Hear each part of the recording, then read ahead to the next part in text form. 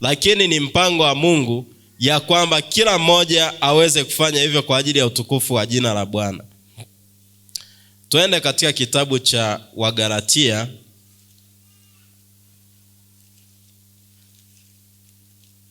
Wagalatia sura ya 6 mstari wa 3 hadi wa 5, baadaye tutasoma wa 9 na wa 10. Neno la Bwana linasema, maana mtu akijiona kuwa ni kitu naye si kitu, ajidanganya nafsi yake. Lakini kila mtu aipime kazi yake mwenyewe, ndipo atakapokuwa na sababu ya kujisifu ndani ya nafsi yake, wala si kwa mwenzake. Fungu la 5, maana kila mtu atachukua furushi lake mwenyewe. Ni wazi ya kwamba siku ya hukumu utakaposimama, kila mmoja atasimama peke yake. Kila mmoja anabeba furushi lake mwenyewe. Na kwa kuwa kila mmoja anabeba furushi lake mwenyewe, tunapaswa kutenda yanayotupasa kwa sasa ili kuliinua jina la Bwana juu. Maana ukijiona ya kwamba ni kitu, siku inakuja utaonekana ya kwamba sio kitu, kwa sababu kisasi analipa Mungu mwenyewe. Lakini unapaswa kuipima kazi yako wewe mwenyewe, ndipo utakapokuwa na sababu ya kujisifu ndani ya nafsi yako, wala si kwa mwenzako. Mungu atusaidie na Mungu atuokoe ili tuweze kuona umuhimu wa kutenda yote kwa ajili ya utukufu wa jina la Bwana. Wagalatia sura ya 6 mstari wa 9 na wa 10 anasema, tena tusichoke kutenda mema, maana tutavuna kwa wakati tusipozimia roho. Kwa kadri tupatavyo nafasi ya kuwatendea watu wote mema, na hasa jamii ya waaminio. Kila mmoja anapaswa kutenda mema kwa ajili ya utukufu wa jina la Bwana. Wakati mwingine unaweza ukasema mema hayo hayana faida, lakini yana faida kwa ajili ya utukufu wa jina la Bwana. Watangulize wengine kwa kuwakubali, watangulize wengine kwa kuwapenda, watangulize wengine kwa kuwajali, watangulize wengine kwa kuwasiliana nao, watangulize wengine kwa kuwatia moyo, watangulize wengine kwa kuwasaidia, watangulize wengine kwa kuomba nao, na jina la Bwana litatukuzwa. Kitabu cha Wafilipi sura ya 2 ukianzia mstari wa 1 mpaka mstari ule wa 11, neno la Bwana linasema, basi ikiwako faraja yoyote katika Kristo, yakiwako matulizo yoyote ya mapenzi, ukiwako ushirika wowote wa Roho, ikiwako huruma yoyote na rehema, ijalizeni furaha yangu ili muwe na nia moja, wenye mapenzi mamoja, wenye roho mmoja, mkinia mamoja. Msitende neno lolote kwa kushindana wala kwa majivuno, bali kwa unyenyekevu kila mtu na mhesabu mwenziwe kuwa bora kuliko nafsi yake. Imekoma fungu la 3, baadaye tutaendelea na mafungu yanayofuata.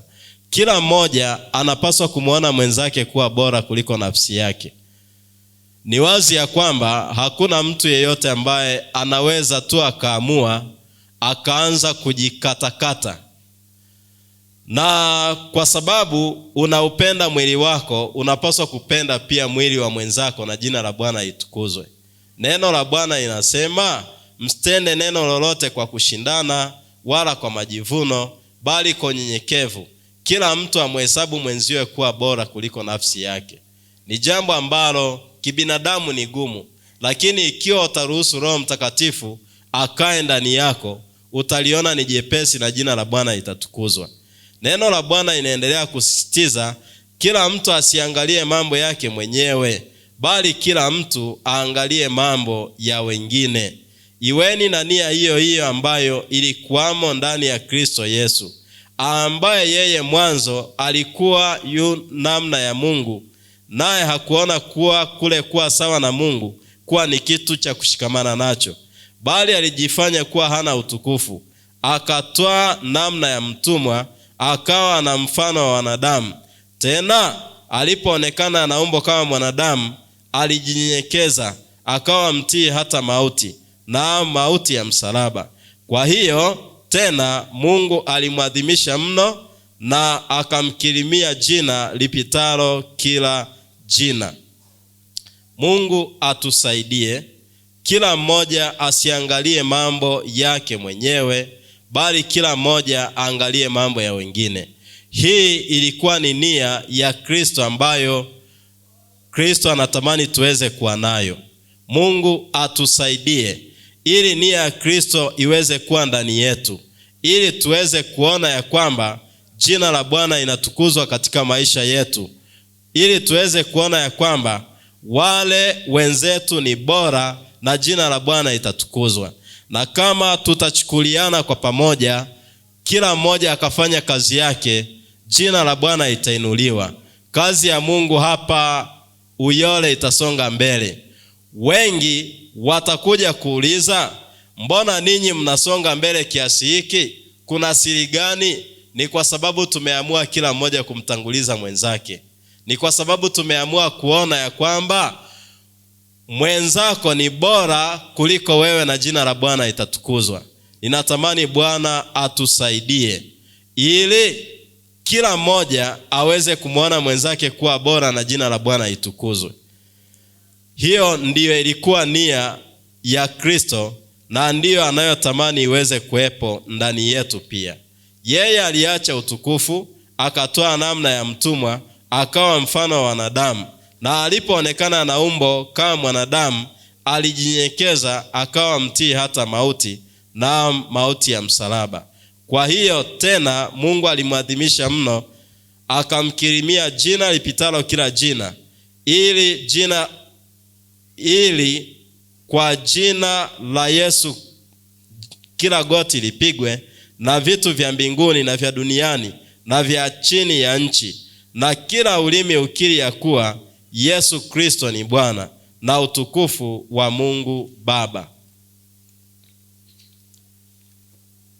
Jina la Bwana litukuzwe na Mungu atusaidie kila mmoja aone mwenzake ni wa thamani mbele za macho ya Mungu. Kila mmoja aone ya kwamba anayo kazi ya kufanya, na kila mmoja akifanya sehemu yake, jina la Bwana itainuliwa mno. Ninapoelekea mwisho, tuingie katika kitabu cha Isaya sura ya 53. Tutaanzia fungu la kwanza, tutaendelea mbele kidogo. Neno la Bwana inasema, ni nani aliyesadiki habari tuliyoileta? Na mkono wa Bwana amefunuliwa nani? Maana alikuwa mbele zake kama mche mororo na kama mzizi katika nchi kavu. Yeye hana umbo wala uzuri, na tumuonapo hana uzuri hata tumtamani. Alidharauliwa na kukataliwa na watu, mtu wa huzuni nyingi, ajuaye sikitiko, na kama mtu ambaye watu humficha nyuso zao. Alidharauliwa, wala hatukumhesabu kuwa kitu. Mwokozi alipokuja duniani, watu walipokuwa wakileta habari zake, hata watu walipokuwa wakimuona, walimdharau na waliona ya kwamba hana thamani yoyote. Akaonekana kwamba hana uzuri wala hana umbo, lakini huyo ndiye Mungu alimtumia kwa ajili ya kutuokoa, kwa ajili ya kukuokoa wewe na kuniokoa mimi. Mungu atusaidie ili tuweze kuelewa ya kwamba ni nini ambacho ni wajibu wako wa kufanya na nini ambao ni wajibu wangu wa kufanya, na jina la Bwana litainuliwa na kutukuzwa. Tunapohitimisha, niwaalike tusimame, tutahitimisha kwa kibwagizo. Nipe Injili ya zamani, nipe Injili ya zamani, nipe Injili ya zamani, ni njema sana kwangu. Imba, nipe Injili ya zamani, nipe Injili ya zamani, nipe Injili ya zamani, ni njema sana kwangu. Iliwafaa Paulo na Sila, iliwafaa Paulo na Sila, iliwafaa Paulo na Sila, ni njema sana kwangu. iliwafaa Paulo na Sila, iliwafaa Paulo na Sila, iliwafaa Paulo na Sila, ni njema sana kwangu, inanifaa mimi na wewe, inanifaa mimi na wewe, inanifaa mimi na wewe, ni njema sana kwangu, inanifaa mimi na wewe, inanifaa mimi na wewe, inanifaa mimi na wewe, ni njema sana kwangu. Bwana Magesa, njoo utongoze kwa ombi.